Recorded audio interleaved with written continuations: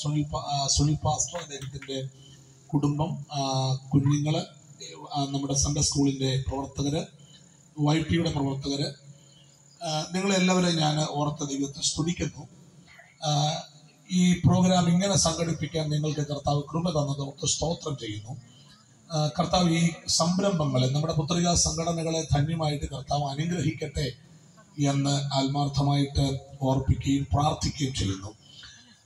കർത്താവ് നമ്മുടെ സഭയിലെ കുഞ്ഞുങ്ങളാണ് സത്യത്തിൽ ഭാവി സഭ എന്ന് പറയുന്നത്. അടുത്ത തലമുറ നമ്മുടെ കൂടെ ഉണ്ടെങ്കിൽ നമ്മൾ ഒരിക്കലും പരാജയപ്പെട്ടവരല്ല എന്നുള്ളതാണ് പഠിക്കേണ്ടത്. നിശ്ചയമായിട്ട് നമ്മുടെ തലമുറകൾ നമ്മുടെ കൂടെ ഉണ്ടെങ്കിൽ നമ്മൾ തോറ്റവരല്ല, നമ്മൾ ജയിച്ചവരാണ്. ഞാൻ ഇന്നലെ രാത്രിയില് തലയോലപ്പറമ്പിലൊരു സുവിശേഷ യോഗത്തിന് പ്രസംഗിച്ചേച്ച് രാത്രി ഒരു 9:45 യോഗം കഴിഞ്ഞപ്പോൾ ദേവദാസനെ നിർബന്ധിച്ച് വീട്ടിൽ കൊണ്ടുപോയി ഫുഡ് കഴിച്ചിട്ട് പോകാൻ പറ്റത്തുള്ളൂ പാസ്റ്റർ, ഞങ്ങൾ ഫുഡ് ഉണ്ടാക്കി വെച്ചിരിക്കുകയാണ് എന്ന് പറഞ്ഞ് എന്നെ വീട്ടിൽ കൊണ്ടുപോയി. പാസ്റ്റർക്ക് 3 മക്കളുണ്ട്, കൊച്ചു പിള്ളേരാണ്. മൂത്ത മകൻ 6ാം ക്ലാസ്സിലാണ് പഠിക്കുന്നത്, രണ്ടാമത്തെ 4ാം ക്ലാസ്സിലാണ് പഠിക്കുന്നത്. അതിന്റെ താഴെ ഒരു കൊച്ചുണ്ട്. ഇവന്മാര് 3 പേരൂടാണ് മേശപ്പുറത്തുള്ള ക്രമീകരണം എല്ലാം ചെയ്യുന്നത്. ഞാൻ ചെന്നപ്പോഴത്തേക്ക് ഞാൻ ആ വീട്ടിൽ ഞാൻ മുഴുവൻ ഇങ്ങനെ വിയർപ്പ് ഇങ്ങനെ ഒലിച്ചുകൊണ്ടിരിക്കുക എന്റെ ശരീരത്തിൽ നിന്ന്. അപ്പം ഞാൻ അത്രയും ക്ഷീണിതനാണ്. ഞാനവിടെ ചെന്നപ്പോൾ ഇവന്മാര് തലയൊരു ഒരു സംഭവമൊക്കെ വെച്ച് തല മുടിയൊന്നും താഴെ വീഴാതിരിക്കുക ഹോട്ടലിൽ വെക്കുന്ന പോലെ മുടിയൊരു ക്യാപ്പൊക്കെ വെച്ച് ഇവന്മാര് 3 പേരൂടെ മേശപ്പുറത്ത് കഴിക്കാനുള്ള ക്രമീകരണം മുഴുവൻ സെറ്റ് ചെയ്തു. ഞാൻ ആ പാസ്റ്ററോട് പറഞ്ഞു, നിങ്ങൾ ഭാഗ്യവാനാണ്. കാരണം നിങ്ങളുടെ കുഞ്ഞുങ്ങൾ നിങ്ങളുടെ കൂടെ ഉള്ളതാണ് നിങ്ങളുടെ ഏറ്റവും വലിയ അഭിമാനം എന്ന് പറയുന്നത്. ഏറ്റവും കൂടുതൽ പിശാച് ടാർഗറ്റ് ചെയ്തിരിക്കുന്നത് നമ്മുടെ കുഞ്ഞുങ്ങളെയാണെന്ന് നമ്മൾ മറക്കരുത്. എനിക്കിവിടെ ആക്ഷൻ സൗണ്ട് കളിച്ചപ്പോഴും കാര്യങ്ങളൊക്കെ ചെയ്തപ്പോഴും എനിക്ക് കുഞ്ഞുങ്ങളെ ഓർത്ത് ഞാൻ ദൈവത്തെ സ്തുതിക്കുകയായിരുന്നു. ഒത്തിരി സന്തോഷം തോന്നി. നിങ്ങളുടെ കൂടെ പാർട്ടിസിപ്പേറ്റ് ചെയ്യാൻ എനിക്ക് താല്പര്യമുണ്ട്. പിന്നെ ബൈജു മാലത്തിന് ചാടുന്ന ആരെങ്കിലും കണ്ടതാണെന്ന് കേട്ടല്ലേ, അതുകൊണ്ട് ഞാനങ്ങ് മിണ്ടാതിരുന്നതാണ്. അപ്പൊ ഈ വീഡിയോ ആരെങ്കിലും കണ്ടിട്ട് അങ്ങനെ ഭയങ്കര ചാട്ടക്കാരനാണെന്ന് ഇങ്ങനെ ലോകം മുഴുവൻ അറിഞ്ഞു പോകും, അതൊരു വലിയ പ്രശ്നമാണ്. അപ്പൊ അതുകൊണ്ട് ഞാൻ ഒതുങ്ങി മിണ്ടാതെ അങ്ങിരുന്നതാണ്. അപ്പൊ നിങ്ങളുടെ കൂടെ സഹകരിക്കുന്ന ഒരു പാസ്റ്ററുകളാണ് ഞാനും. അതുകൊണ്ട് ഞാനൊക്കെ സഭാജാവധി ഇരിക്കുമ്പോൾ ഞങ്ങളുടെ പിള്ളേരെ എങ്ങനെയൊക്കെ കൈത്താങ്ങാമോ, എങ്ങനെയൊക്കെ അവരെ ഉത്സാഹിപ്പിക്കാമോ, അവരെയൊക്കെ ഉത്സാഹിപ്പിച്ച് ശക്തീകരിച്ച് നമ്മുടെ സഭയുടെ ഭാവി തലമുറകൾ എന്ന് പറയുന്നത് അടുത്ത സഭയാണെന്ന് നമ്മൾ തിരിച്ചറിയണം. ആമേൻ. ഈ കുഞ്ഞുങ്ങളെ ഓർത്ത് നല്ലൊരു ഹല്ലേലൂയ പറഞ്ഞാട്ടെ. ഇതാണ് നല്ലൊരു ഹല്ലേലൂയ എന്ന് പറഞ്ഞപ്പോൾ നല്ലൊരു ഹല്ലേലൂയ പറഞ്ഞാട്ടെ. അപ്പം നമ്മുടെ ഭാവി തലമുറകളാണ് ഇരിക്കുന്നവരല്ല, അടുത്ത നമ്മളെപ്പോലെ ഇരിക്കേണ്ടുന്നവരാണ് അവരെന്ന് ചിന്തിക്കണം. നമ്മളെപ്പോലെ നമ്മളിപ്പോ ഇരിക്കുന്ന പോലെ ഞങ്ങളൊക്കെ YP-യിൽ ഭയങ്കര ആക്റ്റീവ് മെമ്പേഴ്സായിരുന്നു. YP-യിലും സൺഡേ സ്കൂളിലും ഒക്കെ. ബാക്കിയൊന്നും കാണാതെ പഠിക്കണമെന്നില്ല, അതൊക്കെ വേറെ സത്യം. അതൊക്കെ വലിയ പാടുള്ള കാര്യമാണ്. ഇത്ര ബാക്കിയൊക്കെ പഠിക്കണ്ടേ. അപ്പം എന്നെ ഒത്തിരി വഴക്ക് പറഞ്ഞിട്ടുള്ള സൺഡേ സ്കൂൾ ടീച്ചേഴ്സാണ്. നീ എന്നാണോ മാത്രം പഠിച്ചുകൊണ്ട് വരാത്തത്? അപ്പം എനിക്കൊരു കൺസെഷൻ ഉണ്ട്, ഞാൻ തിരിച്ചു കാണിക്കുമ്പോൾ ടീച്ചർ അങ്ങ് ഒതുങ്ങുമല്ലോ. അപ്പൊ അതൊക്കെ ഒരു പിന്നീട് ഇപ്പോഴും പ്രസംഗകനായപ്പോഴത്തേക്കും വാക്യങ്ങൾ കാണാതെ പഠിച്ചേ പറ്റത്തുള്ളൂ. അപ്പം ഇപ്പോഴേ നിങ്ങൾക്ക് കിട്ടുന്ന ഒരു എക്സ്പീരിയൻസ് അത് നിങ്ങളുടെ ജീവിതത്തിൽ ഒത്തിരി നന്മയായിട്ട് മാറും മക്കളെ. ഞങ്ങളുടെ വീട്ടില് എന്റെ മകളുണ്ടായിരുന്ന കാലത്ത് 119ാം സംഘത്തിന് അവള് കാണാതെ പഠിച്ച് അവള് അത് ഉരുവിട്ട് കേൾപ്പിച്ചിട്ടുണ്ട്. 119ാം സംഘത്തിന് ധാരാളം വാക്യങ്ങൾ പുതിയ നിയമത്തിൽ നിന്നും പഴയ നിയമത്തിൽ നിന്നും ഒക്കെ ഞങ്ങൾ മകളെ പഠിപ്പിച്ചതായിട്ട് ഓർക്കുന്നുണ്ട്. മോനും അതുപോലെ തന്നെ അവനും ബൈബിളുമായിട്ടൊരു നല്ല ബന്ധം ഉണ്ടാക്കിയിട്ടുണ്ട്. ഞങ്ങളുടെ കുടുംബ പ്രാർത്ഥനയിൽ എനിക്ക് തോന്നുന്നു ഏറ്റവും കൂടുതൽ വാക്യങ്ങൾ പറയുന്നത് അവനാണ്. അപ്പം അവനെ പഠിപ്പിച്ചിട്ടുള്ള മുഴുവൻ കാര്യങ്ങളും ഒരു ദിവസം രാത്രിയിലെ ഞങ്ങളുടെ ഭവന പ്രാർത്ഥനയിൽ അത് പറഞ്ഞു കേൾപ്പിക്കണം, അത് നിർബന്ധമാണ്. ഇപ്പോൾ ആള് വായിക്കാനായിട്ട് തുടങ്ങിയിട്ടുണ്ട്. അപ്പൊ അത് ബൈബിൾ വായിച്ചാണ് തുടങ്ങിയിട്ടുള്ളത്. പുസ്തകം വായിക്കുന്നതിനേക്കാൾ കുറച്ചുകൂടെ ഏറ്റവും നല്ലത്, ബെറ്റർ എന്നും എനിക്ക് തോന്നിയിട്ടുള്ളത് ബൈബിൾ വായിച്ചു തുടങ്ങുന്നതാണ്. അപ്പൊ നമ്മുടെ കുഞ്ഞുങ്ങൾ ഏറ്റവും ശ്രേഷ്ഠന്മാരായി മാറാൻ നമുക്ക് കൊടുക്കാവുന്ന ഏറ്റവും വിലപ്പെട്ട ഒരു ഹോർലിക്സ് എന്നോ ബൂസ്റ്റെന്നോ ഒക്കെ പറയാവുന്ന ഒരു പ്രധാനപ്പെട്ട കാര്യം ആത്മീകമാണെന്നാണ് എന്റെ അഭിപ്രായം. നിങ്ങളുടെ കുഞ്ഞുങ്ങളെ എന്തെല്ലാം പഠിപ്പിച്ചാലും അവർ ശ്രേഷ്ഠന്മാരാകും. കാരണം ഇന്നത്തെ കുഞ്ഞുങ്ങൾ നമ്മളെ പോലല്ല. അവർ കഴിക്കുന്ന ആഹാരത്തിന്റെ ഗുണം കൊണ്ട് അവർ ശ്രേഷ്ഠർ തന്നെയാണ്. അവർ അഡ്വാൻസ്ഡ് ആണ്. നമ്മൾ ചിന്തിക്കുന്നതിനേക്കാൾ എത്രയോ അപ്പുറത്താണ് അവർ ചിന്തിക്കുന്നത്. അപ്പൊ നമ്മൾ ചിന്തിക്കും, നമ്മൾ പറയുന്നത് നമ്മുടെ കുഞ്ഞുങ്ങൾക്കൊന്നും അറിയത്തില്ലെന്നാണ്. പക്ഷെ ഞാൻ അമ്മമാരോടും അപ്പന്മാരോടും പറയാം, നിങ്ങളെ വിറ്റ കാശ് അവർ ഫെഡറൽ ബാങ്കിൽ കൊണ്ടുവന്ന് ഡെപ്പോസിറ്റ് ചെയ്ത് കഴിഞ്ഞു. അതിന്റെ പലിശ വാങ്ങിച്ചാണ് നിങ്ങൾക്ക് ഒരു പണി തന്നുകൊണ്ടിരിക്കുന്നത്. അപ്പൊ നിങ്ങളത് മനസ്സിലാക്കണം. നമ്മൾ പറയുന്നത് നമ്മുടെ പിള്ളേർക്ക് ഒന്നും അറിയില്ല, ഞങ്ങളുടെ കുഞ്ഞിന് സത്യത്തിൽ കർത്താവിന്റെ ദാസക്ക് ഒന്നും അറിയില്ല എന്ന് നിങ്ങളുടെ മണ്ടത്തരമാണ്. അങ്ങനല്ല. നിങ്ങളുടെ കുഞ്ഞുങ്ങൾക്ക് എല്ലാം അറിയാം. നിങ്ങളുടെ കുഞ്ഞുങ്ങൾ എന്തോ അഡ്വാൻസ്ഡ് ആണെന്ന് നിങ്ങൾ ചിന്തിക്കണം. അപ്പൊ നമ്മളെക്കാൾ കാര്യങ്ങൾ ബോധവാന്മാരാണ് നമ്മുടെ കുഞ്ഞുങ്ങൾ. മാത്രമല്ല, നമ്മുടെ പല അപ്പന്മാർക്കും അമ്മമാർക്കും മൊബൈൽ ഫോൺ യൂസ് ചെയ്യാൻ അറിയാമോ എന്ന് ചോദിച്ചാൽ അറിയാം. അവർക്ക് എടുക്കാനും അറിയാം, വെക്കാനും അറിയാം. കണ്ടോ, അവർക്ക് ഇന്നാളൊരു ചെറുക്കം പറഞ്ഞു, ഞങ്ങളുടെ അപ്പന് പച്ചക്കട്ടയും ചുമന്ന കട്ടയും അറിയത്തുള്ളൂ. പച്ചക്കട്ടയും ചുമന്നുണ്ട്. സത്യമാണ്. ആ പച്ചക്കട്ടയെ ഞെക്കിയാൽ എടുക്കാൻ പറ്റുമെന്ന്, ഹലോ വെക്കാൻ പറ്റുമെന്ന്, ചുമന്ന കട്ടയെ പിടിച്ചാൽ കട്ടാവുമെന്ന് മാത്രമേ അപ്പൻ അറിയത്തുള്ളൂ. പക്ഷെ ചെറുക്കന് ഇത് മുഴുവൻ അഴിച്ച് ഇതിനകത്തിൽ എന്നൊക്കെ സാധനം ഉണ്ടെന്നും എന്തെല്ലാം സെറ്റപ്പ് ഉണ്ടെന്നും എന്തെല്ലാം ക്രമീകരണങ്ങളാണ് ഇതിനകത്തുള്ളതെന്നും ആർക്കറിയാം? നമ്മുടെ കുഞ്ഞുങ്ങൾക്കറിയാം. അവരുപയോഗിക്കുന്ന മൊബൈലുകൾ, അവര് എന്തെല്ലാം സാധനങ്ങളാണ്. എന്റെ മോൻ പലപ്പോഴും എന്നോട് പറയും, ഇന്നതുപോലെയാണ് ഒരാടാ. ഞാൻ ഉപയോഗിക്കുന്ന ഫോൺ ഇച്ചിരി കൂടിയ ഫോൺ ആയതുകൊണ്ട് ഞാൻ അത് എടുക്കാൻ സമ്മതിക്കത്തില്ല. അപ്പൊ പുള്ളി ഇത് യൂട്യൂബിലൊക്കെ കണ്ടേച്ചു എന്ന് പറയുന്നത്, ഇന്ന സാധനങ്ങൾ ഇതിനകത്തിലുണ്ട്. അപ്പൊ ഞാനതൊന്നും സെർച്ച് ചെയ്യാറില്ല. എനിക്കതിന്റെ ആവശ്യമില്ല. എനിക്ക് അത്യാവശ്യം കോൾ എടുത്താൽ മതി, എന്തെങ്കിലും അത്യാവശ്യ കാര്യങ്ങൾ മാത്രം ചെയ്താൽ മതി. ദൈവത്തിന്റെ സ്തോത്രം. അപ്പൊ നമ്മുടെ കുഞ്ഞുങ്ങൾ കുറച്ചുകൂടി അഡ്വാൻസ്ഡ് ആണ്. ഞാൻ നിങ്ങളോട് പറയുന്നത്, നിങ്ങളുടെ കുഞ്ഞുങ്ങൾ അഡ്വാൻസ്ഡ് ആണെന്ന് നിങ്ങൾക്ക് തോന്നുമ്പോൾ തന്നെ നിങ്ങൾ മനസ്സിലാക്കേണ്ടത് ഒരു പ്രധാനപ്പെട്ട കാര്യം, അവരെ ആത്മിക വിഷയത്തിലും കൂടെ അഡ്വാൻസ് ആക്കാമെങ്കിൽ അവർ കുറച്ചുകൂടെ ശക്തരായി മാറും എന്ന് ആണ് എന്റെ അഭിപ്രായം. ഞാൻ ഒരു വാക്യം നിങ്ങളുടെ ശ്രദ്ധയിൽ കൊണ്ടുവരാൻ ആഗ്രഹിക്കുന്നത് ലൂക്കോസിന്റെ സുവിശേഷം 18-ാം അധ്യായത്തിന്റെ 15 മുതലുള്ള വാക്യങ്ങളാണ്. നമുക്ക് എല്ലാവർക്കും കാണാനറിയാവുന്ന വാക്യങ്ങളാണ്. ഞാൻ വേദപുസ്തകം പിടിച്ചു നിന്ന് പ്രസംഗിക്കാത്തത് കൊണ്ട് നിങ്ങൾ ടെൻഷൻ അടിക്കൊണ്ടു കേട്ടോ. കുറച്ചുകൂടെ എനിക്ക് കാണാൻ പറ്റുന്നത് ഇതിനകത്തോടെ ആയതുകൊണ്ട് ഞാൻ ആ വാക്യങ്ങളൊന്ന് വായിച്ചു കേൾപ്പിക്കാം. അവൻ തൊടേണ്ടതിന് ചിലർ ശിശുക്കളെ അവന്റെ അടുക്കൽ കൊണ്ടുവന്നു. അപ്പൊ യേശു ഒന്ന് തൊടണമെന്ന് ആഗ്രഹിക്കുന്ന എത്ര മക്കൾ വിളിച്ചിട്ടുണ്ട്? യേശുവിനെ ഒന്ന് തൊടണമെന്ന് ആഗ്രഹിക്കുന്ന മക്കൾ യേശുവിനെ ഒന്ന് തൊട്ടായിരുന്നു. യേശു തൊട്ടാൽ നമ്മുടെ മുഴുവൻ ഭാവവും മാറും കേട്ടോ. നമ്മുടെ ഭാവം മുഴുവൻ എന്ത് ചെയ്യും? നമ്മുടെ മുഴുവൻ ഭാവവും മാറും. യേശു എന്നെ ഒന്ന് തൊടണമെന്ന് ആഗ്രഹിക്കുന്ന കുഞ്ഞുങ്ങളോട് ഞാൻ പറയാം, ഇന്ന് രാത്രി നിങ്ങളെ അവൻ തൊടാതെ വിടുകയില്ല. രണ്ടാമത് കർത്താവ് തൊട്ട ഒരു മനുഷ്യനെ കുറിച്ച് വേദപുസ്തകത്തിൽ എഴുതിയിട്ടുണ്ട്. യേശു ഒരു മനുഷ്യനെ ഒരിക്കൽ തൊട്ടു എന്ന് എഴുതിയിട്ടുണ്ട്. കർത്താവ് അവന്റെ കണ്ണുകളെ തൊട്ടു. അവനോട് ചോദിച്ചു, നീ എന്നെ കാണുന്നു? ഉടനെ പുള്ളി പറയുകയാണെ, ഞാൻ കണ്ണു തുറന്ന് നോക്കുമ്പോ മനുഷ്യരെല്ലാം മരം പോലെ നടക്കുന്നത് കാണുന്നു. സത്യത്തിൽ നമ്മുടെ കാഴ്ചപ്പാട് കുറച്ചും കൂടെ ബെറ്റർ ആകുന്നത് മനുഷ്യരെ പോലെ കാണുമ്പോഴാണ്. അതുകൊണ്ട് കർത്താവ് അവനെ രണ്ടാമതൊന്ന് തൊട്ടു എന്ന് എഴുതിയിട്ടുണ്ട്. ഒരു സെക്കൻഡ് ടച്ച് എന്നാണ് അവിടെ രേഖപ്പെടുത്തിയിട്ടുള്ള ഒരു പദം. ദൈവത്തിന് സ്തോത്രം. അപ്പൊ നിങ്ങൾ മനസ്സിലാക്കേണ്ട ഒരു കാര്യം, യേശു തൊട്ടാൽ നമ്മുടെ കാഴ്ചപ്പാടുകൾക്കൊരു വലിയ മാറ്റം ഉണ്ടാകും.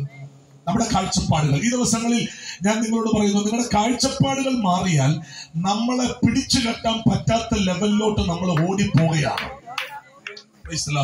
കാഴ്ചപ്പാടുകൾ മാറുക. അപ്പൊ ഞാൻ ഓടിച്ചോന്ന് 2 കാര്യം പറഞ്ഞ് അവസാനിപ്പിക്കാം.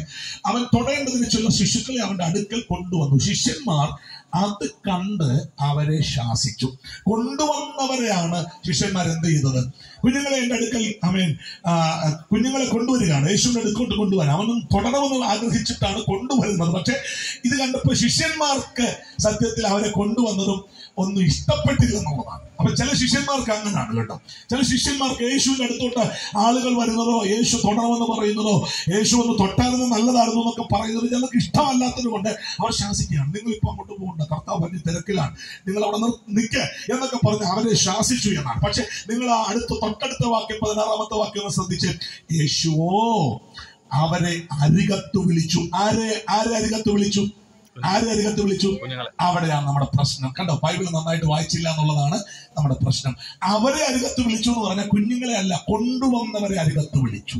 അങ്ങനെ അവിടെ എഴുതിയിരിക്കുന്നത്. അവരെ അരികത്ത് വിളിച്ചു. ആരെ അരികത്ത് വിളിച്ചു? കൊണ്ടുവന്നവരെ അരികത്ത് വിളിച്ചു. എന്നിട്ട് കർത്താവ് പറയാ, പൈതങ്ങളെ എന്റെ അടുക്കൽ വരുവാൻ വിടുവീ. ആരോടാ പറഞ്ഞേ? കൊണ്ടുവന്നവരോട് പറയാ, പൈതങ്ങളെ എന്റെ അടുക്കൽ വരുവാൻ വിടുവീ.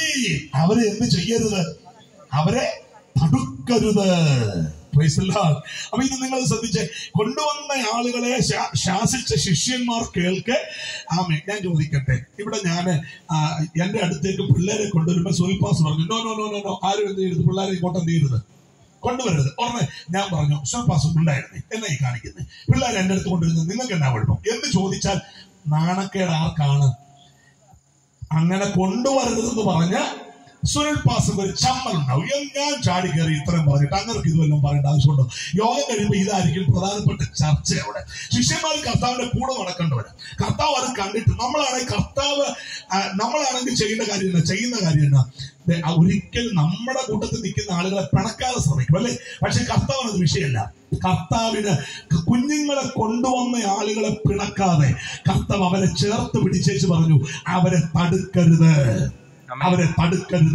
അപ്പൊ ഇന്ന് രാത്രി ഞാൻ പറയുന്നു, കർത്താവ് എയിം ചെയ്യുന്നത് ഇന്ന് രാത്രി യേശുവിന്റെ അടുത്തേക്ക് കുഞ്ഞുങ്ങളെ കൊണ്ടുവരുന്നവരെയും ആ കൊണ്ടുവന്ന കുഞ്ഞുങ്ങളെയുമാണ്. കർത്താവിന് ആവശ്യം ഇന്ന് രാത്രി യേശുവിന്റെ അടുത്തേക്ക് ആരെയാണോ നിങ്ങൾ കൊണ്ടുവരുന്നത് അവരെ കർത്താവിന് വേണം. കേട്ടോ, ഇന്ന് രാത്രി നിങ്ങൾ ഇത്രയും കഷ്ടപ്പെട്ട് മഴയൊക്കെ ആയിട്ടും ഇത്രയും കഷ്ടപ്പെട്ട് ഇത്രയും കാര്യങ്ങളൊക്കെ ചെയ്തില്ലേ? കുഞ്ഞുങ്ങളെ നിങ്ങൾ യേശുവിന്റെ അടുത്ത് കൊണ്ടുവന്നില്ലേ? നിങ്ങൾക്കൊരു പ്രതിഫലമുണ്ട്. നിങ്ങൾക്കൊരു പ്രതിഫലമുണ്ട്. എനിക്കൊത്തിരി സന്തോഷം തോന്നുന്നു പ്രിയരെ. ഞാൻ വാക്കുകൾക്ക് വിരാമം ഇടുകയാണ്. എനിക്കൊത്തിരി സന്തോഷം തോന്നുന്നു. നിങ്ങൾ നിങ്ങളുടെ കുഞ്ഞുങ്ങളെ കർത്താവിന്റെ അടുത്തേക്ക് കൊണ്ടുവന്നു. ഒത്തിരി കുഞ്ഞുങ്ങളില്ലേ? ഏറ്റവും കൂടുതൽ ഇന്ന് പിശാച് എയിം ചെയ്തിരിക്കുന്നത് പിള്ളേരെയാണ്, കുഞ്ഞുങ്ങളെ എയിം ചെയ്തിരിക്കുകയാണ്. സ്തോത്രം. ഞാൻ തൃശ്ശൂർ ഒരു ക്യാമ്പിൽ പ്രസംഗിക്കുമ്പോൾ മെസ്സേജ് പറഞ്ഞുകൊണ്ടിരിക്കുമ്പോൾ ഒരു 9ാം ക്ലാസ്സുകാരി പെൺകൊച്ചോടി മുന്നോട്ട് വന്ന് മുട്ട നിന്ദിച്ചു പറഞ്ഞു, എനിക്കിനി പുക വലിക്കണ്ട. നിങ്ങൾ വിശ്വസിക്കുമെന്ന് എനിക്ക് അറിഞ്ഞൂടാ. 9ാം ക്ലാസ്സിൽ പഠിക്കുന്ന ഒരു പെൺകുട്ടി ഓടി വന്ന് മുൻപോട്ട് മുട്ടുകുത്തിച്ച് പറഞ്ഞു, എനിക്കിനി പുക വേണ്ട പാസ്റ്ററെ, പുക വലിക്കേണ്ട പാസ്റ്ററെ, എനിക്ക് വിടുവിക്കപ്പെടണം. 9ാം ക്ലാസ്സിൽ പഠിക്കുന്ന ഒരു പെൺകുട്ടി അപ്പനും അമ്മയും അറിയാതെ സ്തോത്രം പുക വലിക്കുന്നയാളാണ്. വർഷങ്ങളായിട്ട് പുക വലിക്കുക. ഏതാണ്ട് 6ാം ക്ലാസ്സിൽ പഠിക്കുമ്പോൾ ആരാണ്ട് പുക വലിക്കാൻ കൊടുത്തതാണ്. കൊച്ചിലെ കാര്യങ്ങൾ സംസാരിച്ചപ്പോഴാണ് മനസ്സിലായത്. 6ാം ക്ലാസ്സിൽ പഠിക്കുമ്പോൾ മുതൽ പുക വലിക്കുക. അപ്പനും അമ്മയും ഇതുവരെ അറിഞ്ഞിട്ടില്ല. അപ്പൊ എന്നാ കൊച്ചാണ് പുകവലിക്കുന്ന കൊച്ചിനെ അപ്പനും അമ്മയ്ക്കും അറിയില്ലെങ്കിൽ ആ കൊച്ചെന്നാ കൊച്ചായിരിക്കും. നിങ്ങളൊന്ന് ചിന്തിച്ചിട്ടുണ്ടോ? 22 വയസ്സുള്ള പെണ്ണ് ചെറുക്കന് മാംഗോ ജ്യൂസിനകത്ത് വിഷം കലക്കി കൊടുത്ത പെണ്ണ്, അവൾ എന്നാ പെണ്ണാ? നിങ്ങളൊന്ന് ചിന്തിച്ചിട്ടുണ്ടോ എപ്പോഴെങ്കിലും? അപ്പൊ ഇത്രയും ഭയങ്കര ക്രൂരമായിട്ട് ക്രൂര കാര്യങ്ങൾ ചെയ്യാൻ, ക്രൈം ചെയ്യാൻ പിശാച് പിള്ളേരെ സെറ്റ് ചെയ്ത് വെച്ചിരിക്കുക. നിങ്ങൾ മനസ്സിലാക്കിയാൽ ഒരു പക്ഷെങ്കിൽ നിങ്ങൾക്ക് മനസ്സിലാവും. ലോകം കണ്ടവരല്ലേ നമ്മളെല്ലാം, ലോകത്തിലൂടെ സഞ്ചരിക്കുന്നവരല്ലേ, ധാരാളം യാത്ര ചെയ്യുന്ന ഒരാളാണ് ഞാൻ. ദൈവത്തിന് സ്തോത്രം. ഒരു മടിയും കൂടാതെയാണ് ഇന്നത്തെ തലമുറകൾ അവരുടെ ഇഷ്ടത്തിന് സഞ്ചരിച്ചു കൊണ്ടിരിക്കുന്നത്. ആ ഇഷ്ടത്തിന് സഞ്ചരിക്കുന്ന തലമുറകളിൽ നിന്ന് നമ്മുടെ കുഞ്ഞുങ്ങൾ വ്യത്യസ്തരാകണമെന്ന് ആഗ്രഹമുള്ള എത്ര മാതാപിതാക്കൾ ഇവിടെ വന്നിട്ടുണ്ട്. അവരോട് പരിശുദ്ധാത്മ പറയണം, നിങ്ങൾ നിങ്ങളുടെ കുഞ്ഞുങ്ങളെ കൊണ്ടെത്തിക്കേണ്ട സ്ഥലം മറ്റൊരു സ്ഥലമല്ല, അവരെ നിങ്ങൾ യേശുവിന്റെ അടുത്തേക്ക് കൊണ്ടുവരിക. അവരെ യേശുവിന്റെ അടുത്തേക്ക് കൊണ്ടുവരികയാണ്. അവരെ ഒന്ന് തൊട്ടായിരുന്നെങ്കിൽ. ഇന്ന് രാത്രി ഞാൻ പറയുന്നു, അദൃശ്യമായ ഒരു കരം ഇതിനകത്ത് ഇറങ്ങി വന്നിട്ടുണ്ട്. ആ കരം ഇന്ന് രാത്രി നിങ്ങളുടെ കുഞ്ഞുങ്ങളുടെ തലയിൽ കരം വയ്ക്കും. ആ കരം നിങ്ങളുടെ കുഞ്ഞുങ്ങളുടെ മേലൊന്ന് വെച്ചാൽ നിങ്ങളുടെ കുഞ്ഞുങ്ങളുടെ സ്ഥിതികൾ മാറും. അവരുടെ ബുദ്ധിമണ്ഡലങ്ങൾക്ക് മാറ്റം വരും. അവരുടെ ആരോഗ്യത്തിന് മാറ്റം വരും. അവർ ആഹാരം കഴിക്കാത്തവരാണെങ്കിൽ ഇന്ന് മുതൽ അവർ ആഹാരം കഴിക്കും.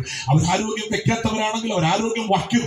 ദൈവത്തിന് സ്തോത്രം. ഒരു വ്യത്യസ്ത അനുഭവം നിങ്ങളുടെ കുഞ്ഞുങ്ങൾക്കുണ്ടാകും എന്ന് ഞാൻ ആത്മനിറവിൽ ഇന്ന് രാത്രി നിങ്ങളോട് പറയുകയാണ്. എത്ര പേരത് വിശ്വസിക്കുന്നുണ്ട് എന്ന് എനിക്ക് അറിഞ്ഞൂടാ. ഞാൻ വാക്കുകൾക്ക് വിരാമം ഇടുമ്പോൾ ഒരു കാര്യം മാത്രം പറഞ്ഞ് അവസാനിപ്പിക്കാം. ഈ ദിവസങ്ങളിൽ നമ്മൾ നമ്മുടെ കുഞ്ഞുങ്ങളെ യേശുവിന്റെ അടുക്കലേക്ക് കൊണ്ടുവരിക. നിങ്ങൾ കർത്താവുമായിട്ട് അവരെ ഒന്ന് ബന്ധമുള്ളവരാക്കാൻ ശ്രമിക്കുക. കുഞ്ഞുങ്ങളെ, മക്കളെ, പാസ്റ്ററുകൾ ഇന്ന് രാത്രി നിങ്ങളോട് പറയാം, യേശുപ്പച്ചനോട് നല്ലൊരു ബന്ധം ഉണ്ടാക്കിയാൽ നിങ്ങൾക്ക് ഒരു കൂട്ടുകാരിയോട് പറയുന്നതിനേക്കാൾ എത്രയും ശ്രേഷ്ഠമായിട്ട് നിങ്ങളുടെ യേശുപ്പച്ചനോട് നിങ്ങൾക്ക് സംസാരിക്കാം. കമ്മ്യൂണിക്കേഷൻ. കേട്ടോ, നിങ്ങൾക്ക് യേശുവിനോട് പറയാം, കർത്താവേ, എനിക്ക് ഇന്ന കാര്യങ്ങൾ വേണം, എനിക്ക് ഇന്നതുപോലെ ചെയ്താൽ കൊള്ളാം, എനിക്ക് ഇന്നപോലെ ജീവിച്ചാൽ നന്നായിരുന്നു, എനിക്ക് ഇന്നപോലെ പഠിച്ചാൽ കൊള്ളായിരുന്നു. നിങ്ങൾ എത്ര പേര് ആഗ്രഹിക്കുന്നു കർത്താവ് എന്നെ അനുഗ്രഹിക്കണമെന്ന് ആഗ്രഹമുള്ള എത്ര കുഞ്ഞുങ്ങൾ ഇവിടെ ഇരിപ്പുണ്ട്? യേശുപ്പച്ചനെ അനുഗ്രഹിക്കണമെന്ന് ആഗ്രഹമുണ്ടോ? ഉണ്ടെങ്കിൽ എല്ലാവരും കൂടെ ചേർന്നൊരു നല്ല ഹല്ലേലൂയ പറഞ്ഞാട്ടെ. നല്ലൊരു ഹല്ലേലൂയ, ശക്തിയോടെ ഹല്ലേലൂയ. രാത്രി ഞാൻ നിങ്ങളോട് പറയാം, നിങ്ങളുടെ കുഞ്ഞുങ്ങളെ യേശുവിന്റെ അടുക്കലേക്ക് കൊണ്ടുവരിക. ആമേൻ. എന്നിട്ട് കർത്താവ് പറഞ്ഞ ഒരു കാര്യം കൂടെ പറഞ്ഞ് അവസാനിപ്പിക്കാം. ആ 17ാമത്തെ വാക്യം കർത്താവ് പറയുന്നു, ആമേൻ, ദൈവരാജ്യം ഇങ്ങനെ ഉള്ളവരുടേത് ആകുന്നു. ദൈവരാജ്യം ആരുടേതാണ്? ദൈവരാജ്യം ആരുടേതാണ്? കുഞ്ഞുങ്ങളെ ചൂണ്ടിക്കാണിച്ചിട്ട് പറയാം, ദൈവരാജ്യം ഇങ്ങനെ ഉള്ളവരുടേതാകുന്നു. 18ാമത്തെ വാക്യത്തെ ദൈവരാജ്യത്തെ ശിശു എന്ന പോലെ കൈക്കൊള്ളാത്തവൻ ആരും ഒരു നാളും അതിൽ കടക്കയില്ല എന്ന് ഞാൻ സത്യമായിട്ടും നിങ്ങളോട് പറയുന്നു. അപ്പോ ദൈവരാജ്യത്തോട് ബന്ധപ്പെട്ട് നാം പഠിച്ചു വരുമ്പോൾ ഒരു ശിശുവായി മാറാൻ നമുക്ക് കഴിഞ്ഞെങ്കിൽ മാത്രമേ ഈ ശിശു അതെന്ന് പറഞ്ഞാൽ നാളെ രാവിലെ എഴുന്നേറ്റ് കൊച്ചു കുഞ്ഞിന്റെ ഉടുപ്പൊക്കെ ഇട്ട് അങ്ങനെ ജീവിക്കണമെന്നാണോ? മറിച്ച് നിങ്ങളുടെ കുഞ്ഞുങ്ങളെ നിങ്ങൾ ശ്രദ്ധിച്ചിട്ടുണ്ടോ? ഇവരെത്ര നിഷ്കളങ്കരാണെന്നറിയാമോ? നമ്മൾ കള്ളം പറയുന്ന പോലെ പിള്ളേർ കള്ളം പറയുമോ? നമ്മൾ കള്ളം പറയുന്ന പോലെ പിള്ളേർ കള്ളം പറയുമോ? ഒരിക്കലുമില്ല. എന്റെ മകൻ അവൻ ചെയ്ത എന്തെങ്കിലും ഒരു കിടുമതി, ഒരു കുടുത്തക്കേട്, അവനോടി ഒന്നിൽ അവന്റെ അമ്മയോട് പറയില്ലേ? എന്നോട് പറയുന്നത് കുറച്ചുകൂടെ നല്ലത്. ഞാൻ ഇങ്ങനെ കേട്ടോണ്ട് നിൽക്കും. ഏറ്റവും അവസാനം പ്രതികരിക്കേണ്ടതാണെങ്കിൽ മാത്രമേ ഞാൻ പ്രതികരിക്കുള്ളൂ. കേട്ടോണ്ട് നിൽക്കും. സ്തോത്രം. അപ്പം അവനത് മറച്ചു വെക്കാനുള്ള കപ്പാസിറ്റി ഇല്ല. നമുക്കാണെങ്കിലോ 15 കൊല്ലം വേണേൽ നമ്മൾ എന്ത് ചെയ്യും? മറച്ചു പിടിക്കും. അത് കർത്താവ് പറയാം, നിങ്ങൾ ആരെ പോലെ ആകണം? ആവണ്ടേ? എവിടെ പോകാൻ? ദൈവരാജ്യത്തിൽ പോകാൻ ആഗ്രഹമുണ്ടോ? ദൈവരാജ്യത്തെ കുറിച്ച് എഴുതിയേക്കാം. ഭക്ഷണമല്ല, പാനീയമല്ല, പിന്നെന്താ? നീതിയും സമാധാനവും പരിശുദ്ധാത്മാവിലെ സന്തോഷം. ഇത് അനുഭവിക്കുന്നത് എവിടെ എത്തണം? ദൈവരാജ്യത്തിൽ ചെല്ലണം. അപ്പൊ ആരെ പോലെ ആകണം? അപ്പൊ നമ്മുടെ കണ്ണുകൾ അടച്ചു ഒന്ന് പ്രാർത്ഥിച്ചേക്കാം. എല്ലാ കണ്ണുകളും അടച്ചാൽ ഞാൻ സ്തോത്രം, എന്റെ സ്തോത്രം ഒരു ഷോർട്ട് മെസ്സേജ് മാത്രം പറഞ്ഞ് അവസാനിപ്പിക്കുകയാണ്. ഒത്തിരി സമയം നമുക്കിനി ദൈർഘ്യമാക്കാനില്ലല്ലോ പ്രിയരെ. നമ്മുടെ കുഞ്ഞുങ്ങളൊക്കെ കർത്താവിനാൽ അനുഗ്രഹിക്കപ്പെടാൻ എല്ലാ പ്രിയപ്പെട്ടവരും നിങ്ങളൊന്ന് എഴുന്നേറ്റ് നിന്ന് 1-2 വാക്കിൽ നമുക്കൊന്ന് പ്രാർത്ഥിക്കാം. നിങ്ങൾ നിങ്ങളുടെ കുഞ്ഞുങ്ങളെ നിങ്ങളുടെ അടുത്തോട്ട് വിളിക്കുകയോ അതോ നിങ്ങൾ ആ കുഞ്ഞുങ്ങളുടെ അടുത്തേക്ക് വരികയോ ചെയ്താട്ടെ. എന്നിട്ട് നമ്മുടെ കുഞ്ഞുങ്ങൾക്ക് വേണ്ടി നമ്മളൊന്ന് പ്രാർത്ഥിക്കാൻ പോകും. ഒന്നിൽ നിങ്ങൾ നിങ്ങളുടെ മക്കളെ നിങ്ങളുടെ അടുത്തേക്ക് വിളിക്കുക, ഇല്ലെങ്കിൽ നിങ്ങൾ നിങ്ങളുടെ മക്കളുടെ അടുത്തേക്ക് പോകുക. എന്നിട്ട് നിങ്ങളുടെ കുഞ്ഞുങ്ങളെ ഒന്ന് ചേർത്ത് പിടിച്ചാട്ടെ. 2 കുഞ്ഞുങ്ങളുണ്ടോ 3 കുഞ്ഞുങ്ങളുണ്ടോ അവരെ 3 പിടിച്ചോ, ചേർത്തങ്ങ് പിടിച്ചോ. മാതാപിതാക്കളെ നിങ്ങൾക്കൊരു ഉത്തരവാദിത്വമുണ്ട്. യേശു ആമേൻ ഹല്ലേലൂയ യായിറോസിന്റെ വീട്ടിൽ വന്നിട്ട് അപ്പനെ അമ്മയെ അകത്ത് വിളിച്ച് ആ കുഞ്ഞിനെ ഉയർപ്പിച്ച് യേശു കൊടുത്തത് അടുത്തിരിക്കുന്ന പാസ്റ്ററിന്റെ കയ്യിലല്ല. യേശു ആ കുഞ്ഞിനെ കൊടുത്തത് ആമേൻ മാതാപിതാക്കളുടെ കയ്യിലാണ്. അപ്പൊ അതുകൊണ്ട് നിങ്ങൾ നിങ്ങളുടെ കുഞ്ഞുങ്ങളുടെ തോളിൽ ഒന്ന് കൈവച്ച്, എല്ലാ കണ്ണുകളും ഒന്ന് അടച്ച്, ആ തോളിൽ ഒന്ന് കൈവയ്ക്കാൻ പറ്റുമെങ്കിൽ തോളിൽ കൈവയ്ക്കൂ, തലയിൽ കൈവയ്ക്കാൻ പറ്റുമെങ്കിൽ തലയിൽ കൈവയ്ക്കൂ. നിങ്ങളുടെ കുഞ്ഞുങ്ങൾ ശ്രേഷ്ഠരാകണമെന്ന് നിങ്ങൾ ആഗ്രഹിക്കുന്നുവെങ്കിൽ ഇന്ന് രാത്രി ഞാൻ പറയുന്നു, Aranmula church of God in India ആമേൻ ദൈവസഭയുടെ അനുഗ്രഹിക്കപ്പെട്ട ഒരു കൂട്ടായ്മയ്ക്കകത്താണ് നിങ്ങൾ വന്നിട്ടുള്ളത്. ആ കൂട്ടായ്മയ്ക്കകത്ത് ദൈവം നിങ്ങൾക്ക് തരുന്ന ഒരു പ്രത്യേക നിയോഗം ഇതാണ്. പരിശുദ്ധാത്മാവ് നിങ്ങളോട് പറയുന്നത്, നിങ്ങൾ നിങ്ങളുടെ കുഞ്ഞുങ്ങൾക്ക് വേണ്ടി പ്രാർത്ഥിക്കുമ്പോൾ ഇന്ന് രാത്രി നിങ്ങൾ പ്രാർത്ഥിക്കണം, കർത്താവേ ഞങ്ങളുടെ കുഞ്ഞുങ്ങൾ ശ്രേഷ്ഠന്മാരായി മാറട്ടെ, ഞങ്ങളുടെ കുഞ്ഞുങ്ങൾ അനുഗ്രഹിക്കപ്പെടട്ടെ. ഞങ്ങൾ യേശുവിന്റെ അടുത്തേക്ക് ഞങ്ങളുടെ കുഞ്ഞുങ്ങളെ തരികയാണ്. നിങ്ങൾ മോശയെ കുറിച്ച് വായിച്ചിട്ടുണ്ടോ? മോശയുടെ അമ്മ മോശയെ കൊണ്ടുവന്ന് അവൻ നീല നദിക്കകത്ത് ഞങ്ങളുടെ പെട്ടിക്കകത്ത് വെച്ച് വെള്ളം കയറാത്ത വിധത്തിൽ കാര്യങ്ങളെല്ലാം ക്രമീകരിച്ച് കുഞ്ഞിനെ കൊണ്ടുവന്ന് ഇവിടെ വയ്ക്കുമ്പോൾ സങ്കീർത്തനത്തിൽ എഴുതിയിരിക്കുന്ന ഒരു വാക്യം ഇങ്ങനെയുണ്ട്, അവൻ ഞങ്ങളുടെ ഇടയിലാണ് കിടക്കുന്നത് എന്ന് പറഞ്ഞാൽ ഞങ്ങളുടെ ഇടയിൽ ദുഷ്ടജന്തു ഉണ്ടെന്ന് സങ്കീർത്തനത്തിൽ എഴുതി വെച്ചിട്ടുണ്ട്.